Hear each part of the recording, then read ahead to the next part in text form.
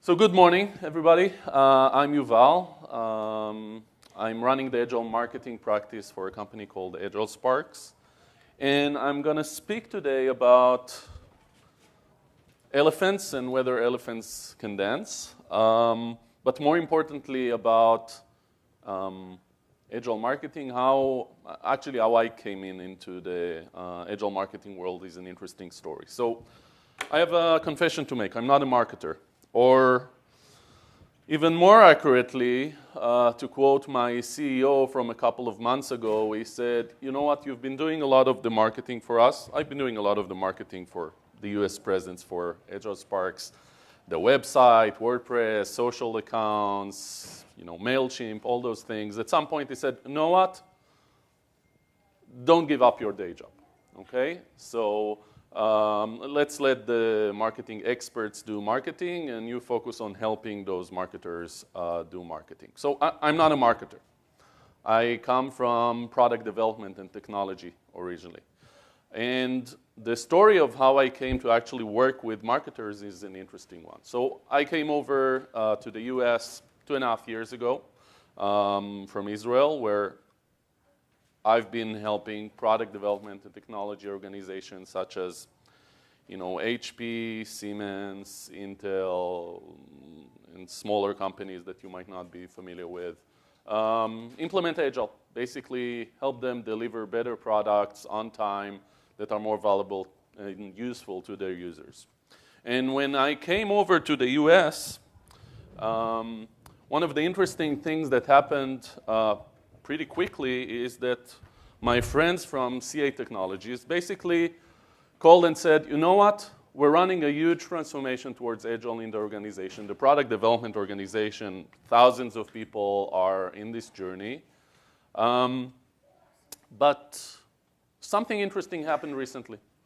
We presented what we're doing to our CMO, to Lauren, our CMO, and she said, you know what, I want some of this as well. This looks good. We have similar challenges. And they basically invited me to come over and help with that as well. And this is what started, my encounter with Agile Marketing. And we'll talk both about Agile Marketing and some aspects of this specific story here today. What happened in the 2 years since is I've been working with more and more organizations, whether it's other technology companies or right now I have a marketing agency that works with law firms all over the country, basically helping them do their marketing. Local, SEO, social. They run each team of, let's say, 5 marketers there, run 20 clients at the same time, and they're trying to figure out how Agile can help them deliver more value in a more sustainable way to those customers. So more and more marketers are trying to be Agile. But a lot of them say we're trying to be Agile, but we're not entirely sure what that means. I mean, others say, yeah, we've been Agile for ages. Whatever the clients tell us to go do, we go do. We're very Agile. So is that what Agile Marketing is about? Not necessarily, or a lot of time necessarily not. We do want to be responsive, but we also want to be disciplined. So without further ado, let's talk about what Agile Marketing is. Agile Marketing is basically considered by marketers that feel like their operating system cannot sustain the demands of the business anymore these days.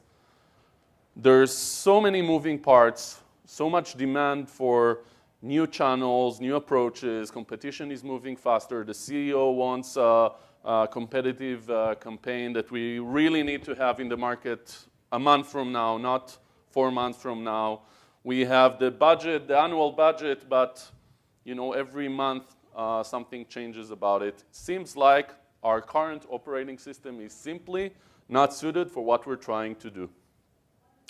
And this is happening both because of the growth in technology, so much technology that marketers need to cope with, as well as the fact that the market is moving much faster. The digital world, the digital transformation, disruption, whatever buzzword you want to give it, the essential impact of this is that marketers need to create much faster moving campaigns that need to be more adaptable, that aren't necessarily guaranteed to work. And they need to learn along the way. Another thing that is happening is because of all of this technology that marketers need to cope with, they start to connect more to the technology or the IT side of the business and to listen to those people and the approaches that they're taking towards doing the work. And this is where marketers started to look at, okay, how do the technology people deal with all this? And marketers are starting to realize that there's more and more uncertainty and complexity in their work. They're realizing that there's uncertainty about how to accomplish things because of all of the technology, because there's classic uncertainty in what marketing would work, right? And there's also growing uncertainty about what is the message that we want to have out there in the market. What are we trying to achieve? Okay? A lot of time we have unclear briefs or briefs that we don't know how to make work. So that creates a situation where more and more marketing happens not in the simple space, not in the complicated space here where if we plan it in depth, we would have a great campaign plan that we can just execute on. What essentially happens is that we're in this space, what we call the complex world, where plan doesn't survive contact with reality. And what we need is an ability to inspect and adapt, to quickly see what's going on and inspect and adapt. Which is common sense. I mean, when you live in the area, you probably drove in this morning or took public transportation or you walked. But whatever you did, probably you had some plan for how you're going to do that, but you kept your eyes open along the way to adapt to what's going on. This is common sense. This is how human beings behave. We live most of our lives in this space. So our operating system for doing marketing, for doing everything probably, for sure knowledge work, creative work that needs to adapt every day, needs to take this into account. It's not just the Agile people that are talking about it.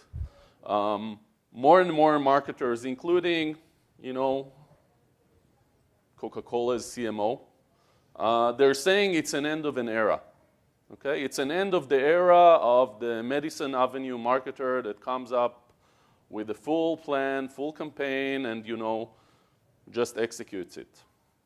It's the era of data, of learning, of inspecting and adapting. It's the era of what we call in the Agile world empiricism. What is empiricism? Is running a quick loop of seeing what's going on, how does our message actually resonate with the market. This is transparency. Inspecting the results out of it. This is data-driven marketing, right? And adapting quickly.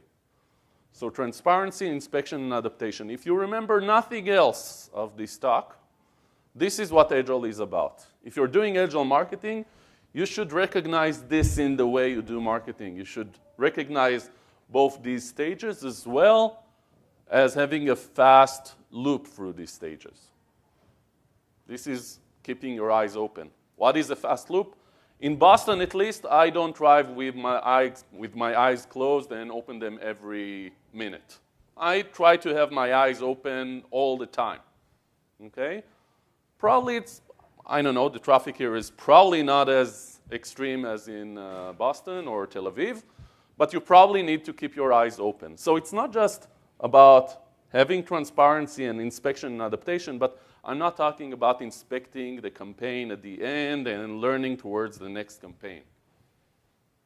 I'm talking about let's try to do that as frequently as possible. Every week, every day, every hour, I don't know. We need to figure out. So our context, specifically in CA, going into this initiative, going into this project, was something similar to that. We had a strong team of marketers, strong expertise in different areas, field marketing, product marketing, social, integrated marketing, which is another name for digital marketing these days. And they knew how to collaborate between those different people, but the collaboration happened too high in the organization. Things felt slow. We heard a quote like, we need 6 approvals in order to issue a tweet. Okay? That doesn't allow you to run fast. That doesn't allow you to try some tweet and tweak it towards the next day. Okay? We also heard things like we're solving for the MRD, the marketing requirements document. We're not really listening or connected to our customers. We're not focused on what marketing message will resonate. Too much command and control.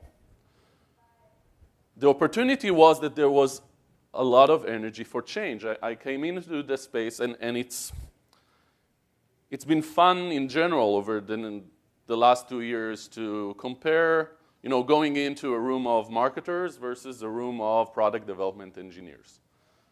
And what I see in the marketing space is a lot of enthusiasm for change, more than in the IT and technology space. Maybe it's because marketers are, more enthusiastic about things in general, but I'm thinking that more and more marketers are realizing that things aren't working at the moment.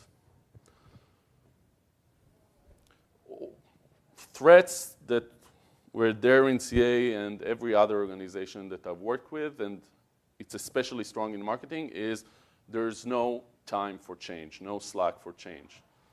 We're always running like crazy around something. And every change requires you to stop for a while or slow down for a while and rethink how you're doing things. There's no way to replace the engine mid-flight without slowing down. Not to say, land, do some maintenance, and then take off again. So that was something that was a challenge that we knew about going in. So now that we established why do we need Agile marketing, because the current operating system doesn't work, too much uncertainty, campaigns that aren't necessarily successful, people that feel like there's no ability to really innovate and run things on their own. People aren't working together with the right people in order to deliver some working campaign. What is Agile marketing? So the definition comes from something that was created 4 years ago, something along those lines. It's called the Agile Marketing Manifesto. It basically provides the values. It's a draft. It's not final yet, by the way. It's still something that is evolving. But it provides a good idea for what is Agile marketing compared to classic marketing. So in general, what we're talking about is things like, okay, opinions and conventions, what the marketer in the Madison Avenue suite says, that's nice. That's maybe a good starting point. But it's much more important to validate whether that's connected to reality. That's what we call validated learning. Let's try to learn what works via something that we do with real customers in the real market. You could also say that customer research groups can help you a bit, but it's not like having a real campaign out there. So real validated learning. We want to emphasize customer-focused collaboration, which is bringing the right people together instead of the specialization-focused hierarchy that is typical in a marketing organization. If you're working on a 10-person marketing team, probably there isn't too much hierarchy and silos. But as you go from a 10-person marketing team towards a 30-person marketing team, there's the question of how do we split it up? And we'll see later on what's the typical way and why it doesn't work for Agile and for empiricism and running fast. Because we don't necessarily know what works, big bang campaigns are a huge risk. So we try to run adaptive and iterative campaigns. We want to start with some prediction of what will work, but we want to discover along the way what the customers like and don't like. We want to start with some plan, but we don't want to be too rigid about that plan. We want to be flexible about the way we plan. We want to be able to respond to change rather than just follow a plan to the letter. And we want to make fewer large bets. I mean, we want to make large bets if that's the only way we could try something. We're not against large bets. But if there's a way to reduce the risk of that bet by running a few small experiments along the way, that's much better. We'll talk now about all of those. Okay? So the first thing that a lot of people encounter when we say Agile is Scrum or Kanban, a different approach for how to run the day-to-day.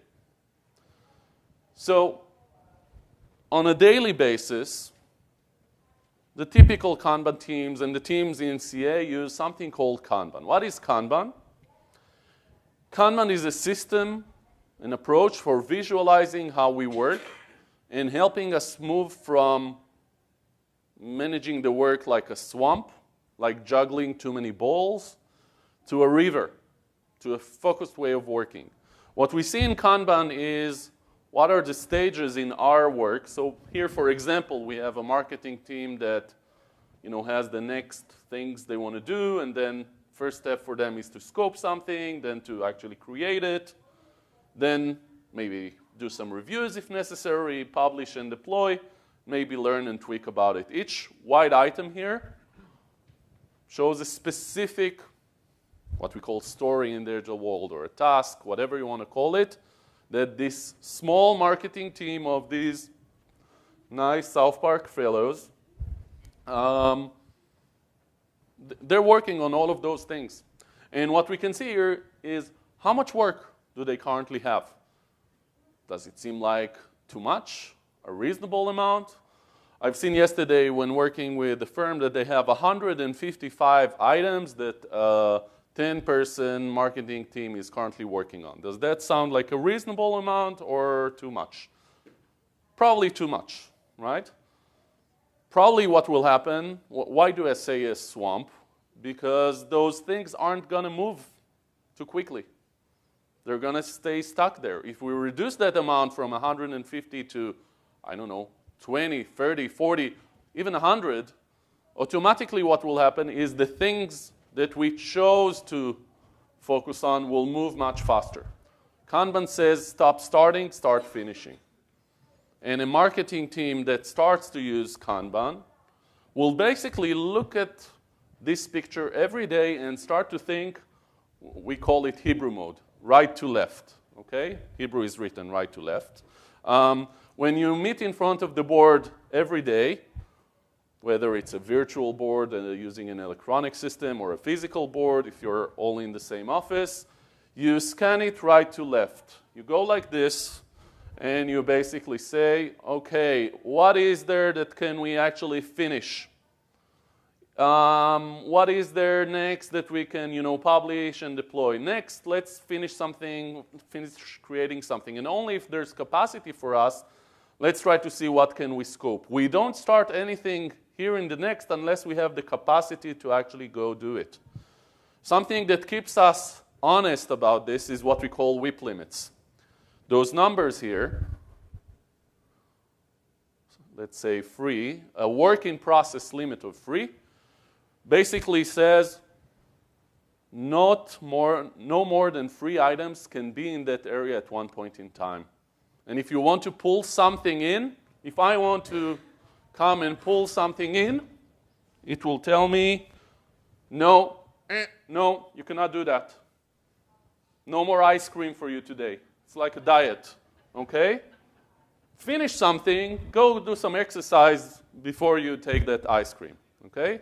Go play some volleyball before you get your ice cream. Yesterday I missed volleyball because of the flight. Not that I skipped the ice cream.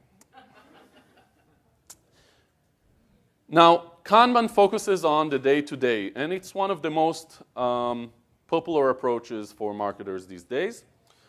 On top of that, or parallel to that, there's a different popular approach called Scrum. How many of you have heard of Scrum? So a lot of marketers, when I talk to them about Scrum, and I ask them what it means to them, they just focus on the daily Scrum. They tell me, yes, we meet every day for 15 minutes, or they say we meet for 30 minutes. And we talk about, what have I done yesterday, what am I going to do today, and do I have any problems? That for them is Scrum. So that's part of Scrum.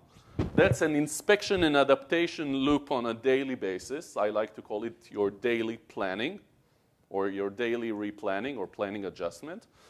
But beyond that, there are a couple of important things in Scrum. What Scrum basically says is let's turn a long project or campaign work, and let's turn it into a set of small projects, a set of sprints. Every sprint will be like a mini project in which we select a certain amount of scope to focus on, sort of like the WIP limit in Kanban.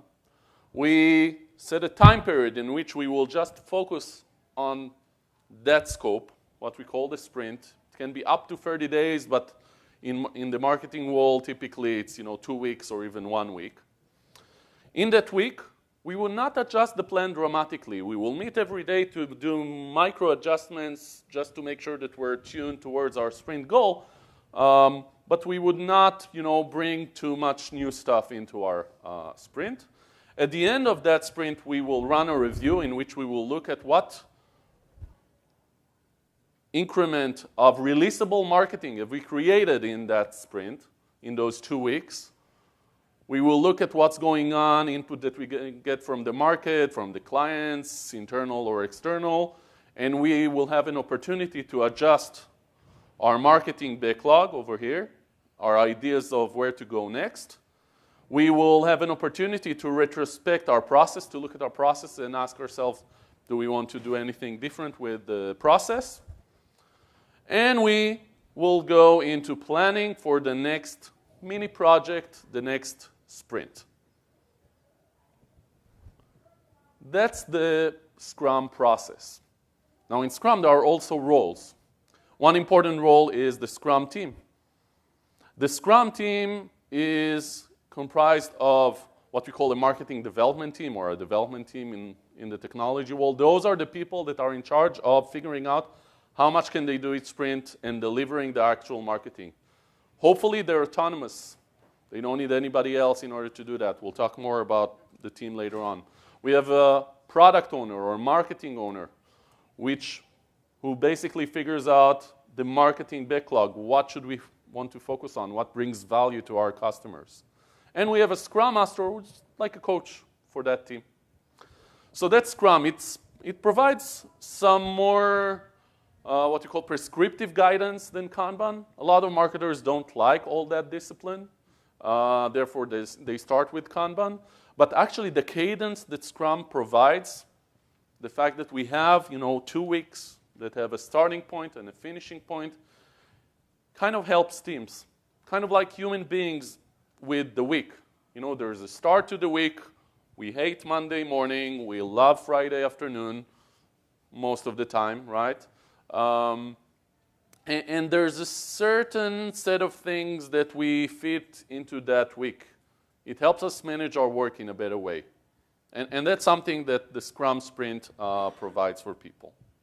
So ideally, what I recommend to marketing teams that I work with is, technology teams as well, by the way. Why choose? Take the good things from Scrum, take the good things from Kanban, and work with them together. That is becoming the most popular approach to doing Agile, both in the marketing space as well as in the technology or IT world. Beyond that, a lot of teams say, you know what, planning every 2 weeks, that's nice, that allows us to be responsive, but what if we're planning a conference like this? Or in the context of CA, it was CA World. Happens every year in November, thousands of people, of their customers, very important to the sales pipeline and the brand for the company. It's not something that you don't think about until mid-October. Other things can be big campaigns that relate to, product launches that are planned or other events in the market. So a lot of marketing teams, and it's true for technology teams as well, they say, you know, we need something beyond the sprint.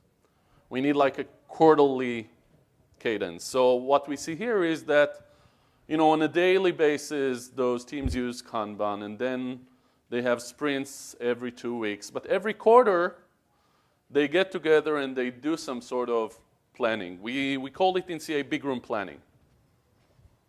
Getting all of the teams that are working together, let's say the 30 people in a business unit that are working together, or the whole marketing team, if your whole team is like 30 people, getting together, doing some high-level planning for the quarter, understanding where we are from a business perspective, what initiatives do we want to focus on, how does the pipeline look like, how does the brand look like, bringing in our agencies, whatever, and doing a mix of both, you know, talking to everybody and talking about big things together, as well as splitting out, breaking out to small teams, and each team planning their own things, but also talking to the others to coordinate some things that cut across.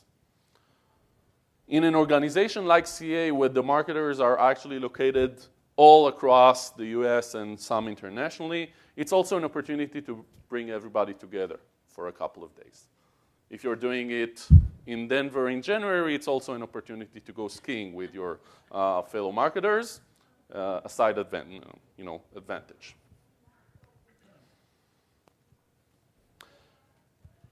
So flexible planning at multiple layers, daily, sprint, which it can be, you know, weekly, bi-weekly, and sometimes quarterly makes sense as well. So now let's talk a bit about the teams. So again, if you're a 5-person marketing team, this is obvious.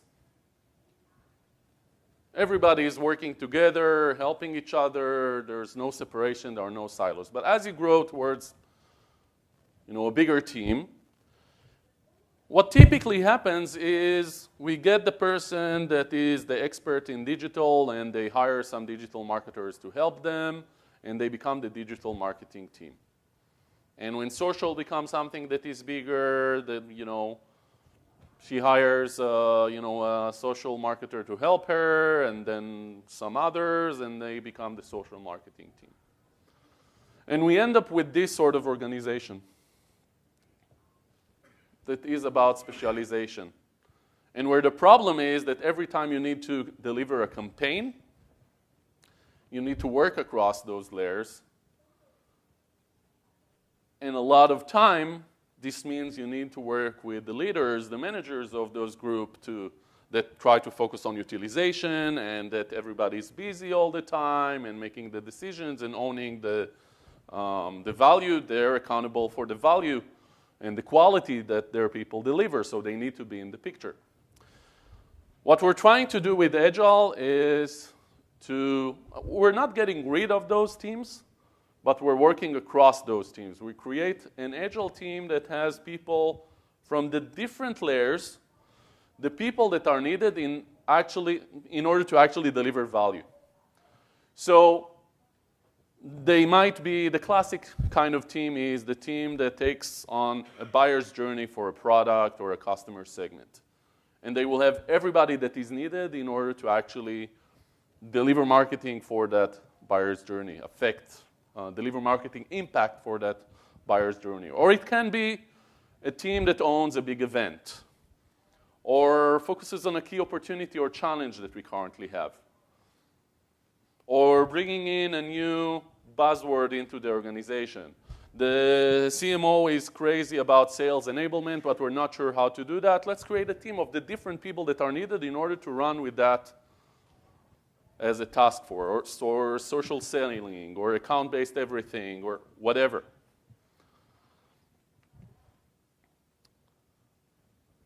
The team types that we started with in CA were the focus on the whole pipeline for a specific product or solution, as well as an event team for CA World. Another type is a campaign team, a team that owns a specific campaign, not the ongoing pipeline of a product, but a specific campaign that we decided to launch. For example, CEO believes that we should be much more aggressive from a competitive perspective in our campaigns, and he wants 5 competitive campaigns in the organization. Each one of those campaigns would be a team that focuses just on that. It's a team that focuses on a certain KPI, ideally. They own a KPI. They own growth for solving for a specific KPI. Or a team that owns the Agile Management Virtual Summit, a virtual conference. Okay? We want that team to be autonomous and authorized. Anybody that haven't seen the A-Team? Just as an age check? They're not doing reruns of that anywhere, right? Or not that they do? Okay, so I'm not watching enough TV. So autonomous means they should be able to run on their own without saying too often, yes, I want to do something, but I'm blocked. I'm waiting for somebody outside the team. I'm waiting for somebody. Typical answers are, I'm waiting for legal. I'm waiting for procurement. I'm waiting for social because we don't have the social person on the team. Or I'm waiting for approval for my tweet. That's more the authorized. They should have the knowledge and the ability, and they should be authorized to actually run actual marketing, deploy it, see what's going on, and adjust. They should be able to run through the full transparency, inspect, and adapt loop on their own. They should be authorized to go for the win. It should look like, a roundabout traffic pattern rather than waiting for traffic lights or, God forbid, traffic cops to direct the traffic. That's the kind of mindset we want those teams to be on.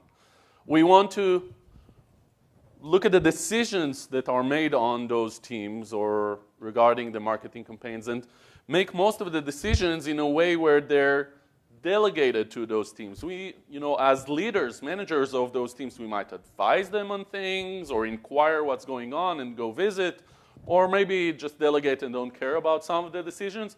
We want to minimize the amount of things that we tell them without even selling them on, what's important there. We want to try to shift from telling and selling to getting their advice on things, agreeing with them, and over time, more and more stuff over here.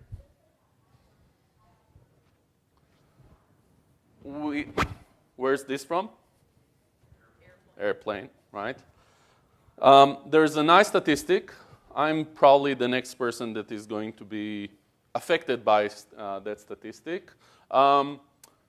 Aircrews, I think the numbers are somewhere along the lines of 70 or 80% of the incidents with commercial air traffic are related to or happen to crews that have worked together for the first time that day. Okay? So next time you go on a flight, on the way and ask, the pilot and the co-pilot or the steward, how often have they been together? And if it's the first time, at least stay awake through, takeoff or something. Don't take your shoes off. In CA, what we've done is we created a stable Agile marketing group that owns, Agile management or mainframe or security. And we tried to create, and we succeeded in creating stable teams that own a pipeline. But we did create dynamic teams regarding specific campaigns or the conference and things like that. We balanced between stable teams and dynamic teams, but even the dynamic teams belonged to a group that was stable, that worked together frequently. They knew those people. We invested in forming both teams that know each other well at the 5-person team level, as well as a group that knows each other well at the 30 people level. This is an example, one team owning a product, and we see that they have a whole sort of different specialization there in the team. They all work together, co-located in this case, which is ideal. And ideally, we want that team to have a purpose, a business level KPI that they focus on. They should be able to have impact on something. What this also means is that we try to get away from shared services.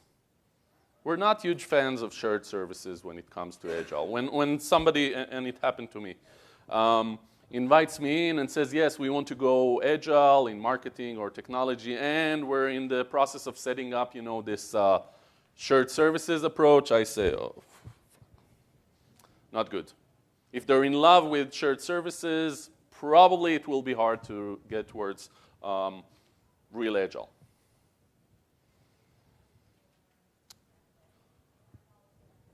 So far we talked about those delivery teams, right? Agile marketing delivery teams. But beyond that, we had a delivery group. It's also called an Agile marketing train in some frameworks. And we had, the extended leadership and the CMO. All of them had some sort of involvement at some levels. A lot of it, the role was to basically serve the teams in helping to figure out how to deal with impediments like legal. How do we tighten the legal feedback loop or the procurement? How do we deal with the fact that if we want to try new things, how does that work with the fact that we choose our agencies every year? How does that work? So when you implement Agile marketing, you will face a lot of those issues. And there are some solutions, there are some pragmatic compromises, some creative solutions to that. But that's beyond the scope of this short talk. If you want to talk about it afterwards, I'm here. So here's a group of those leaders that basically focus on, okay, what's the demand? What are the initiatives that we need to focus on? How do we direct the teams or give the team guidance on where to focus on? That's part of their role as leaders. So we have a team that is now focused on delivering value. It's oriented around the right KPIs. Now we need to start changing our language from a task-based language that, a good indication that it's task-based language is when we ask the business people that you work with, do they care about the language in your marketing reports and what are you working on and what are your tasks? If they don't care, it's an indication that it's the wrong language. What you want is to talk with what we call stories, marketing stories that talk about a specific impact that we want to have on the buyer's journey or the customer's journey. We use a format, the typical format is, who's our buyer, who's our customer that we're thinking of, or another form is what job to be done are we focusing on at the moment, what step of the journey we're focusing on, and what do we want to enable to help them do with our marketing, to help them along the buyer's journey, to streamline their buyer's journey or their customer journey, or to impact our campaign. And then we start with that, and we continue to having a conversation about what does that mean? How do we actually solve for this? What will we do with that sort of scenario when that happens? Figure out the details.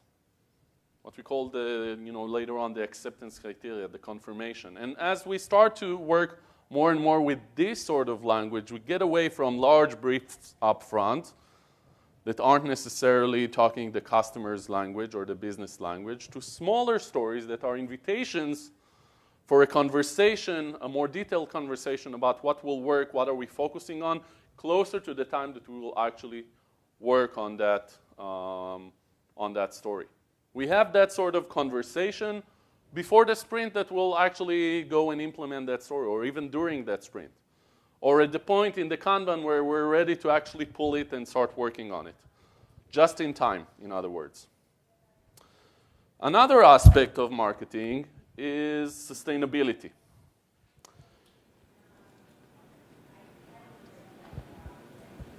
So I'm not sure we...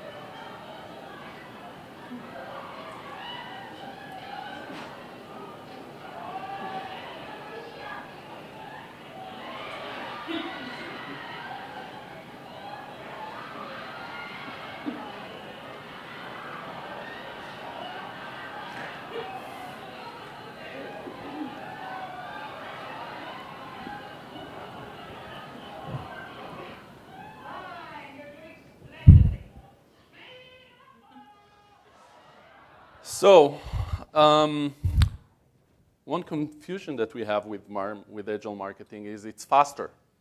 Sprints, all that sort of language, makes people think like we're making life worse with Agile Marketing. That's not what we're aiming for. We're actually trying to solve this issue. There are some solutions. The Scrum Solution is, remember we planned the sprint? Once we plan the sprint and we have a sprint backlog, what Scrum teams typically say to the business or even the marketing owner along the sprint, if they come with something else, is no soup for you, come back next sprint. Okay, don't bother us. We're focused on something, come back next sprint. In Kanban, what we say is we're working on according to the WIP limit. When we're at the WIP limit, you cannot bother us. But when we finish something, we will pull the next thing from here. And if you want that thing to be different, then that's fine. You can change whatever you want here. But we'll pull it when we have the capacity. We do have the ability to say, you know what? If there's some panic mode that is happening, we would be able to break the rules, but we want to limit that. We want to limit the amount of ambulances on the streets. If everybody, came in with the siren, it wouldn't result with a very effective traffic. So let's talk about the way we run campaigns. So far, we talked about team structure, about planning in a different way using Kanban or Scrum. We talked about stories. Let's talk about how it affects the actual campaigns. So when we say adaptive and iterative campaigns, what we mean is when we have a compete campaign, let's say that is supposed to launch 2 months from now, we don't want to wait in silence, in stealth, and go big bang at the end. We want to try some things along the way to test the message. But that brings the point of, is Agile marketing half-baked marketing? I mean, what would we release a week from now or 2 weeks from now? It takes 2 months to do a proper campaign. It takes 2 months to do a campaign like this, where it's polished and looks good and is successful. Oops. Waiting for 2 months doesn't necessarily mean that it will be successful. That's the problem. Remember, we are dealing with a world of uncertainty. So while it would be nice to plan and do everything and release only when it's polished, it doesn't guarantee success. So what we're struggling to do is to actually figure out a way to break a campaign into some small pieces that we can experiment with in the market. Whether we do it in the social world before going to national TV, whether it is with a slightly different off-brand kind of campaign in order to test some things. Different approaches for how to deal with this challenge, which is a real challenge of how do we take a big campaign, deliver something that is quality, but doesn't wait too long before we validate our message. One of the things that we want to do is we want to enable ourselves to play battleship, to try some small things in order to nail the message, to find the message that fits the market. If Agile is about finding the product that fits the market, product market fit, we're looking for messaging market fit. We want to, fire bullets, and only when we nail the target do we want to fire our big, expensive cannonball. We want to ask ourselves, is there a lot of risk in what we're doing right now, or a risk around, is this going to work? And if there's risk, we want to run through a loop of building something, measuring the impact, and learning whether it's working. Another way to look at it, which touches upon something that is a struggle for a lot of marketers. I've heard from CA, CMO. I mean, it's nice, all this science. I'm a big fan of data-driven marketing, but it's also an art. It's also about the creative. How can we do all those things? So it's a mix. We use the science and the data to guide us towards, what is the brief or the story we need to solve for? What opportunity do we have? We have marketers that innovate or try to create some things, but we want to have the discipline of stopping frequently, not waiting months, but stopping frequently, and validating those ideas through data and science from the market. That's the loop that we want to create with Agile Marketing. So that was the what of Agile Marketing. I will not go deep into the how, but just give the Sergeant General's warning that it's very nice when you get it done, but there's a J-curve, what we call a J-curve. There are struggles along the way, okay? If a very high level, if you look at signs of goal that we've noticed in CA, we've seen improved pipeline performance, we've seen alignment and collaboration and a team feeling through big room planning. We've seen Agile teams that outpace the waterfall counterparts. Specifically for strategic campaigns, they've been able to get to the air within a month and a half, while the waterfall classic teams couldn't get there within 3 months. Okay? We've heard some interesting comments, and you'll be able to see all of those comments. I already shared the Prezi on Twitter, and it will be out there. Things like coordinated campaigns between sales and marketing, salespeople that feel that they can influence a lot more of what's going on. We started to ask people, how much of what we actually plan to deliver from a marketing impact did we deliver this quarter? And we started to see numbers that grow towards 80% of what we planned is actually something that we delivered, which was much more than they had before. And there are, of course, challenges. We mentioned, dependencies on legal and procurement. There's the challenge that Agile is too disciplined, too prescriptive for people. There are those conflicts with where the artsy creative, we cannot work under the clock kind of approach that marketers, have this sort of mindset.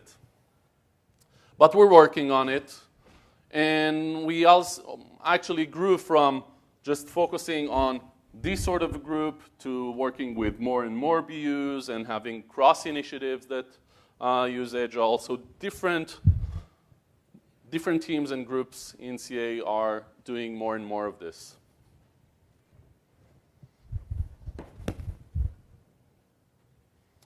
And CA is not the only company, obviously, that's doing Agile Marketing. More and more companies are using it. I didn't update it recently. There are some other examples.